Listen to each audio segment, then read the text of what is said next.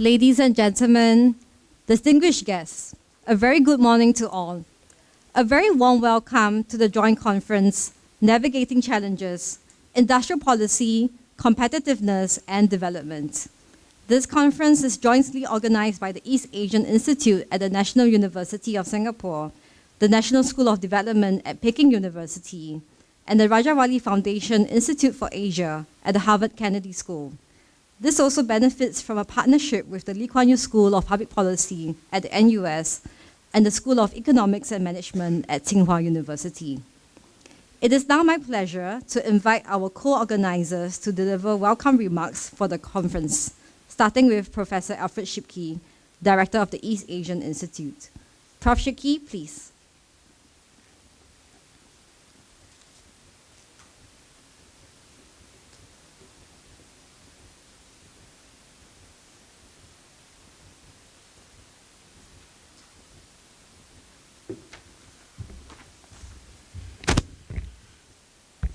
Dear friends and colleagues, good morning and welcome to our joint conference, Navigating Challenges, Industrial Policy, Competitiveness and Development.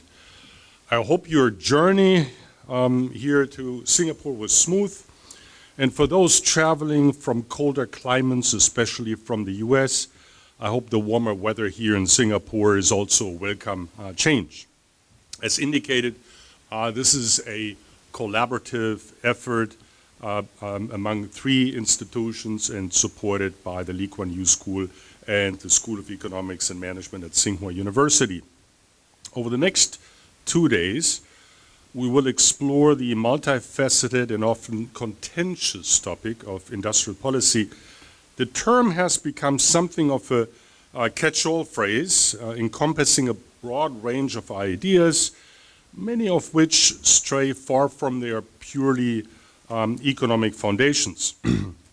The widespread adoption of industrial policy across countries reminds me, which was indicated last night as well, of terms previously used, Keynesianism of the 1960s and 70s, as well as the wave of privatization in the 1980s and 1990s. Both concepts were underpinned by an economic rationale, but were often co-opted for other objectives or distorted in their implementation by policymakers and politicians. Similarly, today, there is the risk that the term industrial policy is invoked to obscure other motives. So therefore, one of the goals of this conference is to see the tree in the forest. That is, to analytically disentangle the diverse rationales underpinning industrial policy by leveraging theoretical frameworks, empirical data, and case studies. The different sessions aim to enhance transparency and foster rigorous discussion about the costs and benefits of industrial policy. Ultimately, we hope this conference will contribute positively to the global debate on this critical issue, and we do have the hope that at the margin we might even be able to influence. Industrial policy also presents a significant challenge to the global governance, warranting obviously reform. In this regard, it is essential not only to conceptualize first best reforms, which we in academia often do, but also consider second or even third best alternatives that might be more feasible in the current global geopolitical environment. This event, of course, does not occur in a political vacuum. Many of the presentations will undoubtedly address the implications of industrial policy in light of the incoming US administration and the intensifying US-China rivalry. These discussions will add another crucial dimension to our shared understanding of the topic. This dialogue is especially critical at a time when policy and academic exchanges between China and the West have reached historic lows. By bringing together leading scholars, you, and experts from the US, China, Europe, and Asia, this conference provides a platform to compare perspectives share insights, and chart potential pathways forward. I'm confident this conference will be both productive and insightful, and I eagerly look forward to the very rich discussions ahead. But let me now invite our co-organizers, Professor Yiping and Tony SAICH, to share their welcome remarks. Thank you.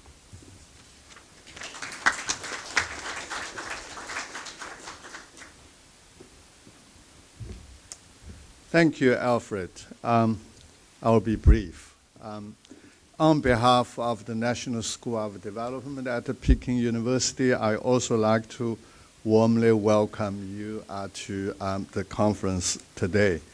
NSD is honored to join forces with East Asia Institute and Rajawali Foundation Institute for Asia to jointly organize this very important conference, in my view. The plan is that this will be the first conference here today, tomorrow, and hopefully we'll rotate the conference in different places. And NSD is certainly prepared and will be greatly honored to host one of the future conferences, hopefully next year if everything goes well.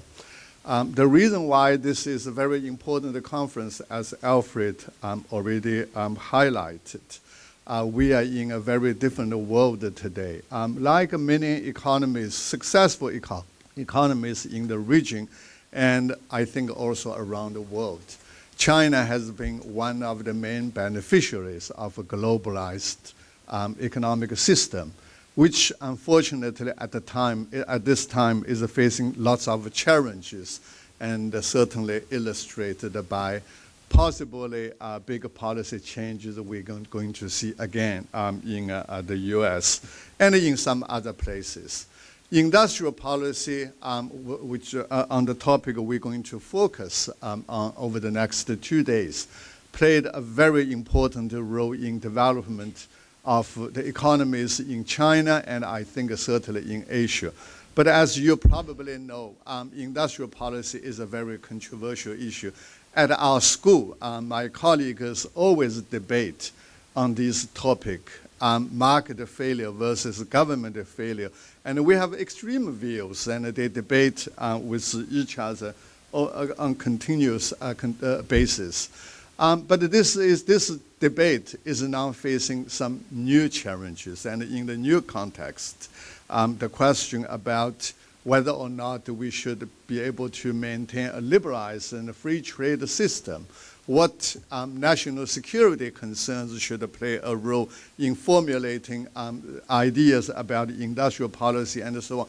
These are all these and other many questions are the ones that I think about nowadays, and I hope to get some answers during this conference. So without spending more time elaborating on this, I look forward to the discussion at this conference. And now let me invite Professor Tony SAICH to make his remarks.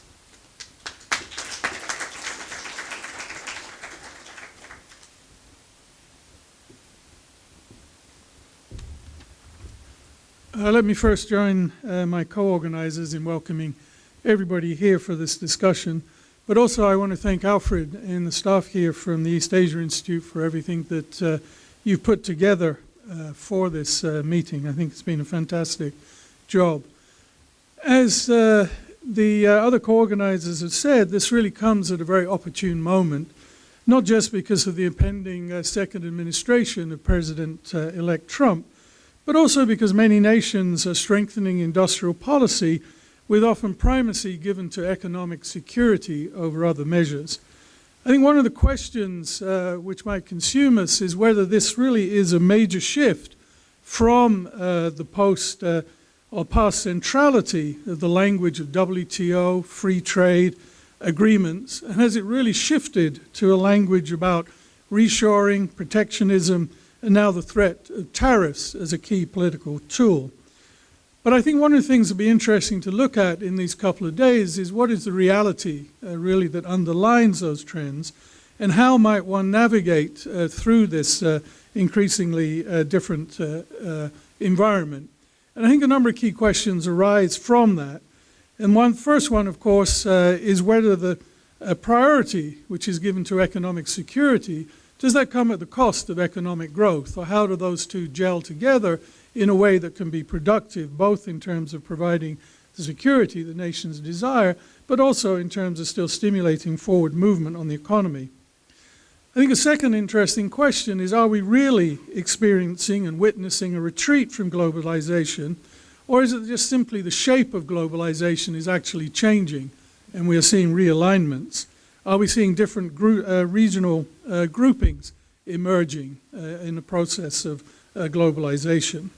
How are supply chains restructuring in this framework? And then the last, I think, important question is, what are the realms for future international collaboration? And I think of that in three different categories. I think of it in terms of global commons, global engagement, and global regulation. And there I think the question arises, do we actually need the United States and China to take the lead in terms of dealing with issues under those three different categories? Or are we actually in a situation where there's opportunities for other countries and other groupings that might be able to take the lead in those areas in the absence of leadership, certainly from the United States of America and possibly also from China? So I'm very much looking forward to the discussions, and I wish you all the best over the next couple of days. Thank you.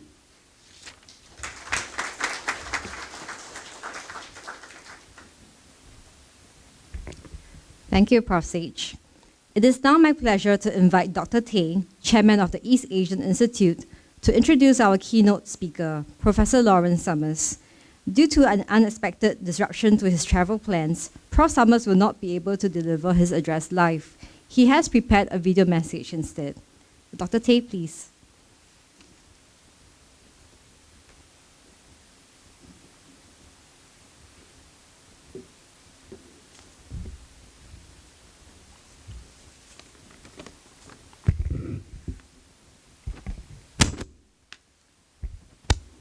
Ladies and gentlemen, good morning. I think you heard Yuan Xin mentioning that Professor Summers is not able to call in live. So now we have the third best option where he has recorded the video. As you know, the economist believes in first best, second best, third best. First best would have been that he's here in person. Second best was the one we had hoped for, where he calls in live. And third best is now what we are having, which is a recorded video message. But economists like to make assumptions, like assume we have a can opener. So let's assume that Professor Summers is here in person. Cast your imagination, right? And so I'm going to address him, to welcome him as somebody who truly needs no introduction, as he has been in public eye and involved in economic policy in the United States and internationally for 4 decades. And therefore, I will be brief in my introduction of him. So after obtaining his undergraduate degree from MIT and his doctorate from Harvard, Professor Summers became one of Harvard's tenured professors at the ripe old age of 28. In 1991, he left Harvard to be the chief economist at the World Bank, then left in 1993 to join the Treasury, where he rose to become the 71st Treasury Secretary under President Clinton. After a spell back in Harvard and then on Wall Street, he returned to public service as director of the White House National Economic Council under President Obama. Professor Summers played key roles during major financial crises from the 1990s. He is President Emeritus and currently Charles W. Eliot University Professor at Harvard University and directs the Mosova Rahman Center for Business and Government at Harvard University's Kennedy School. In addition, apart from his corporate roles, Professor Summers continues to be actively engaged in economic policy debates. He proved to be prescient when he warned a few years ago that the US Fed was behind the curve in tightening monetary policy in the face of solid economic growth and signs of high inflation. The Fed had to play catch-up subsequently. Closer to home, I first got to know Professor Summers when he visited Singapore as a chief economist at the World Bank. I was a chief economist then at the Monetary Authority of Singapore and was requested to arrange his meetings. His reputation had preceded him, and he got to meet all the key policymakers in Singapore, including former Prime Minister Lee Kuan Yew and former Deputy Prime Minister and former Chairman of MAS, Dr. Goh Keng Swee. Dr. Goh hosted a dinner for him and remarked, only half in jest, when they were introduced, that Professor Summers was destined to be a great economist from the time he was born.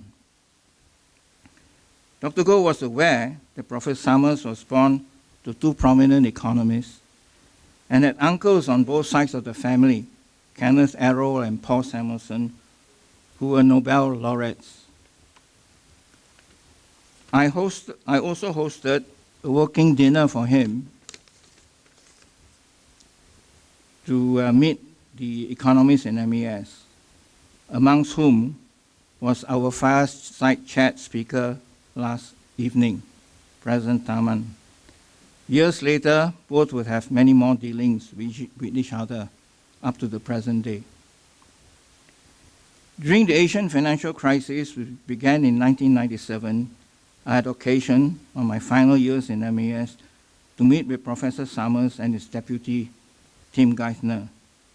Singapore had wanted more assistance to be extended to Indonesia under President Suharto.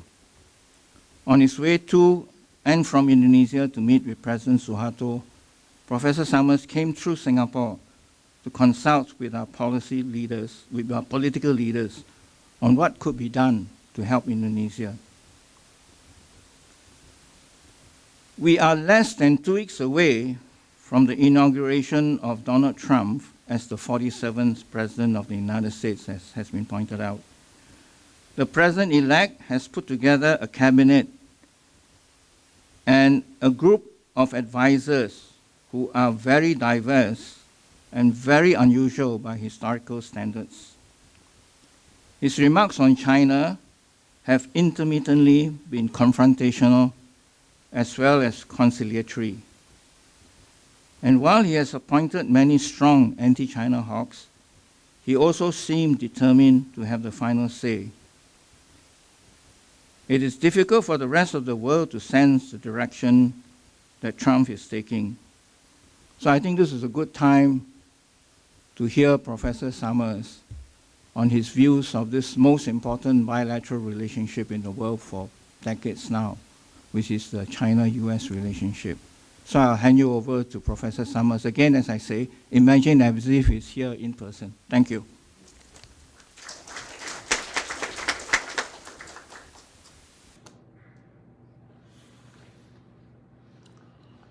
It is very good to be with you. I only wish that I could be with you in person. I have very fond memories of many trips to Singapore, many interactions with Singaporean economic officials, and in particular, I've always been impressed by how much I learn about the rest of Asia in general and China in particular on my visits to Singapore. We gather at a moment that is highly significant for relations between the United States and China, highly significant for the future of the global economic system. Much depends on how China and the United States evolve together in terms of what happens to the global economic system. As a broad metaphor, I like to compare the United States and China to two guys who don't feel any particular affinity for each other, who don't have huge amounts in common, but who find themselves in a lifeboat in a turbulent sea with 2 oars a long way from the shore. They may not have much in common, but their mutual survival depends upon their finding a modus vivendi that enables them both to row in reasonable unison until they get to safer waters and ultimately to the shore. That is the situation for both the United States and China. It is less a matter of who is right and who is wrong, less a matter of who has justice on their side and who does not, less a matter of whose system is superior than it is an overwhelming imperative of finding a way to establish a mode of being, a modus vivendi. Indeed, an example from Cold War history comes to mind. At the first meeting between President Reagan and General Secretary Gorbachev, at one point they went for a walk, just them and their translators. On that walk, President Reagan inquired of General Secretary Gorbachev, if the Martians were to attack us, would you help us? General Secretary Gorbachev was a bit nonplussed, but responded by saying yes, they would, and started to laugh and inquired of President Reagan whether President Reagan would come to the support of the Soviet Union. And President Reagan responded that he would. And they recognized together that as much as divided them, their ultimate interest in a world that stayed stable exceeded any particular parochial interest. And that, I think, is the kind of thinking that is going to be required between the United States and China. At one level, this goes to the art of the deal, finding something that makes both parties better off. But ultimately, deals in the context of one-off relationships that are seen as one-off deals usually work out much less well than enduring relationships where societies build a measure of trust with each other. It's not different in business, where enduring relationships with suppliers or with customers usually lead to better outcomes than one-off efforts at profit maximization. I think these broad perspectives are important as we approach issues between the United States and China. They counsel very much against hot rhetoric and mutual efforts to vilify. They counsel in favor of dialogue. After all, as Israeli Prime Minister Yitzhak Rabin once said, you don't make peace with your friends. And so the importance of dialogue, the importance of communication is not reduced by the degree of difference between the US and China. The greater is the degree of difference, the greater are the risks of mutual non-comprehension, and the more important it is to have continuing communication. I believe that there is not much question, but that we have learned some important lessons from the experience of recent years, and perhaps even more important, global conditions have changed, and have changed in ways that necessitate new solutions. We have come to understand that to be successful, globalization cannot be entirely an elite project. That, as I've said many times, the interests of Davos need to be no more strongly felt than the interests of Detroit or Dusseldorf or any country's industrial heartland. We have learned also from the experience during the pandemic of the importance of resilience, of the importance of making sure that countries are not vulnerable to extortion, extortionary threats by particular other countries, or being made completely dependent by technological or natural developments like the pandemic. And we have also learned of the importance of technological competition and the extreme sensitivity of those technologies that are most important in the context of potential conflicts and military uses.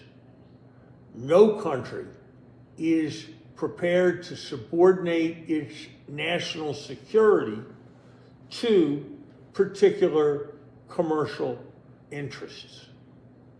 And so, in a way that perhaps was less appreciated 15 or 20 years ago, the objectives of commerce, the objectives of mutual exchange cannot be absolute, but have to be balanced with local interests of those who are most affected, with the broad societal interest in resilience, and with issues surrounding national security.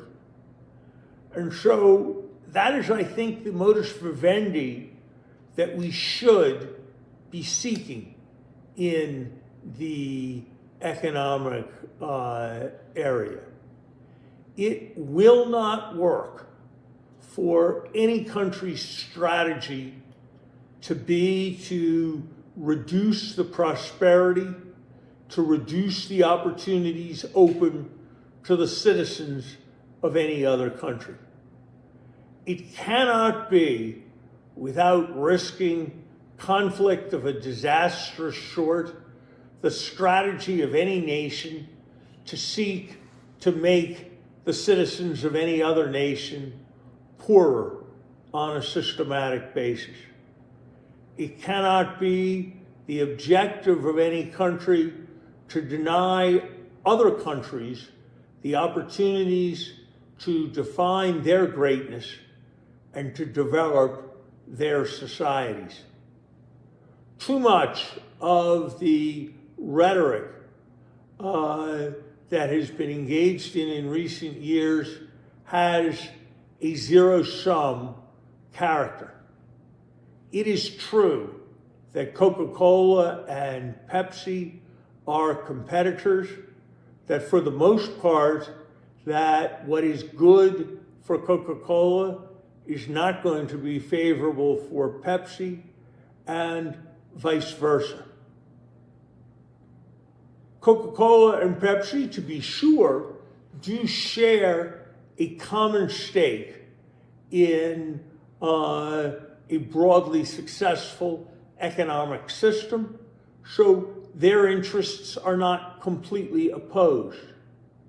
But Coca-Cola buys essentially nothing from Pepsi, and Pepsi buys essentially nothing from Coca-Cola.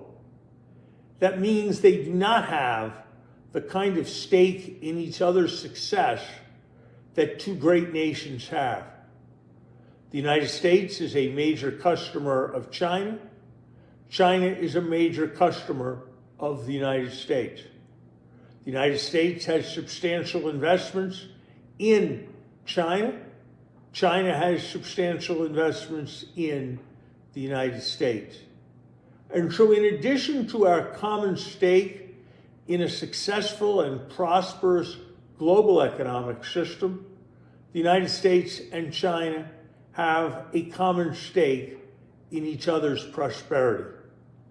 And it is vitally important that going forward, we not lose sight of those imperatives. It is also imperative that the United States and China, as the world's two largest and strongest, and in many ways most dynamic economies, recognize that their success individually and together is going to be substantially determinative for the fate of many, many other nations. And so my hope, more than any specific commercial idea, is that there can be convergence on the principles of no mutual attempt in either direction to suppress economic activity or to damage the economy of the other, but respect for any nation's need to look out for its own people in their role as producers, in their lifestyles and ways of living to which they have become accustomed, in the need for resilience, and in the need for national security. And if these broad imperatives can be shared, agreed on, and treated as foundational as other specific issues are considered, I believe there is a very great possibility that the best years for the American economy, the Chinese economy, and the global economy lie in the future.